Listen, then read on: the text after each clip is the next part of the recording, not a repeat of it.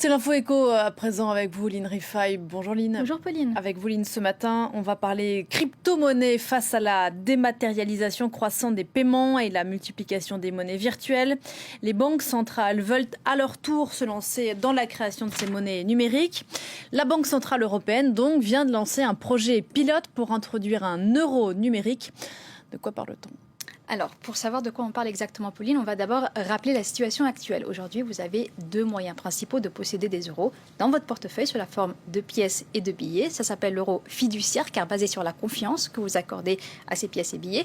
Et puis l'euro scriptural, c'est-à-dire l'euro qui est disponible sur les comptes bancaires, car il est basé sur un jeu d'écriture. Alors, à cela s'ajouterait à l'avenir, si le projet voit le jour, l'euro numérique, c'est-à-dire un euro dématérialisé disponible sur des comptes directement à la Banque centrale européenne. Alors, selon la BCE, l'euro numérique serait l'équivalent des billets en euros, mais sous forme dématérialisée, une forme de monnaie électronique émise par la Banque centrale et accessible aux ménages et aux entreprises. Alors, si le projet voit le jour, vous pourrez donc posséder un compte directement à la Banque centrale européenne. Sur ce compte que vous aurez ouvert, il y aura donc de cette monnaie virtuelle.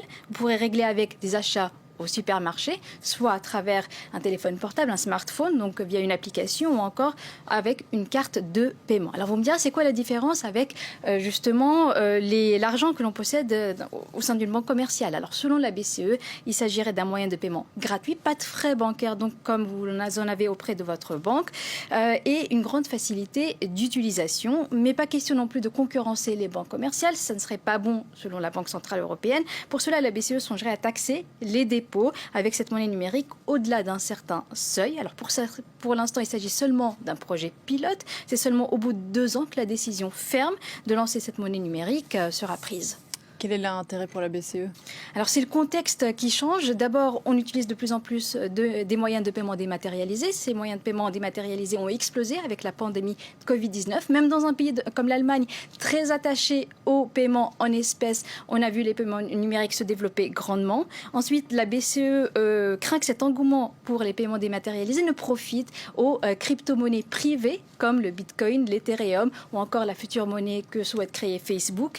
Enfin, la Banque centrale européenne souhaite être présente sur un nouveau marché sur lequel aussi se lancent de plus en plus de grandes banques centrales à travers le monde, celle des États-Unis, de Chine ou encore celle des Émirats arabes unis. Lundi, la Banque centrale de ce pays pétrolier a annoncé qu'elle allait lancer sa première monnaie numérique d'ici 2026. De son côté, la Chine teste déjà depuis mars dernier le paiement en e-yuan ou yuan électronique via téléphone portable.